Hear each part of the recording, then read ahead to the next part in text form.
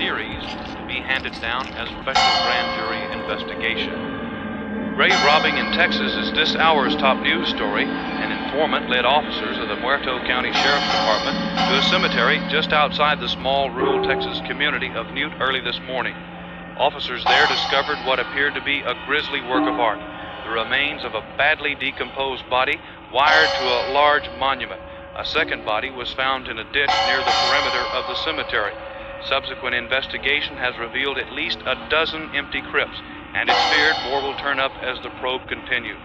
Deputies report that in some instances, only parts of a corpse had been removed. The head, or in some cases, the extremities removed, the remainder of the corpse left intact. Evidence indicates the robberies have occurred over a period of time.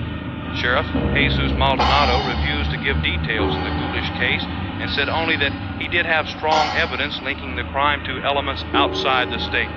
Area residents have reportedly converged on the cemetery, fearing the remains of relatives have been removed. No suspects are in custody as the investigation at the scene continues.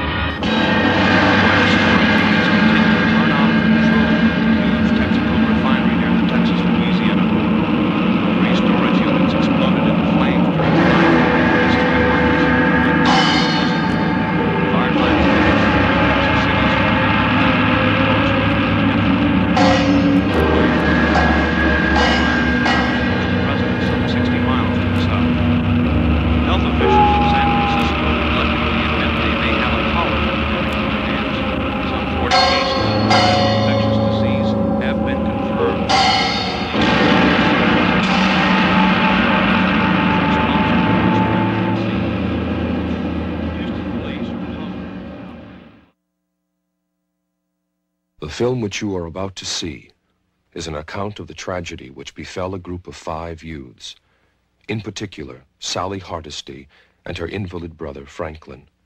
It is all the more tragic in that they were young, but had they lived very, very long lives, they could not have expected, nor would they have wished to see as much of the mad and macabre as they were to see that day.